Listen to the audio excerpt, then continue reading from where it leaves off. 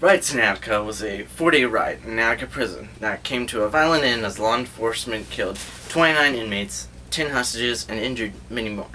The prison insurrection was the bloodiest in U.S. history. The riots began because prisoners wanted to have better toilet paper. Well, almost it was because they wanted better living conditions.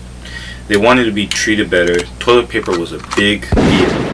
Inmates demanded better living conditions over the overcrowded prison, which had built in the 1930s, and because it was built in 1930, it wasn't a very good quality. On the morning of September 9, 1971, a group of inmates at the Attica Correctional Facility in western New York assaulted a prison guard and began to riot. They took prison employees hostage and gained control of portions of the facility. At the inmates' request, a committee of observers that included politicians, journalists, and such helped oversee the negotiations. When negotiations broke down, New York Governor Nelson Rockefeller ordered Attica to be taken by force.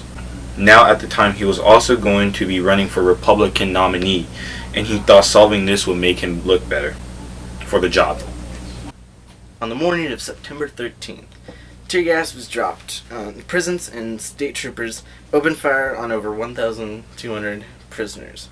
In the chaos, 10 hostages, 29 inmates killed by police gunfire, and over 80 people were injured or seriously wounded. The majority of them were inmates, and because of this, it became the bloodiest prison riot or prison anything killings in U.S. history. Adding to the death tolls were 3 inmates and a guard who had been killed by inmates or the guards in earlier occasions. After the riots, other claims came forth about mistreatment and such. Class action suit filed in 1970s on behalf of 1,200 Attica prison mates. It was settled in 2000, which took a progressive years of 30 years. So the problem ended, but it still went on for 30 more years because they wanted to argue more stuff.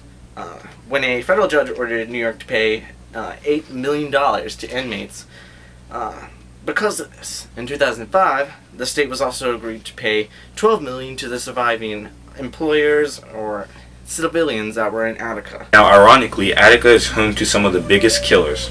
Mark David Chapman, who killed John Lennon, Son of Sam, serial killer, and Colin Ferguson, who gunned down 6 people on the Long Island Railroad.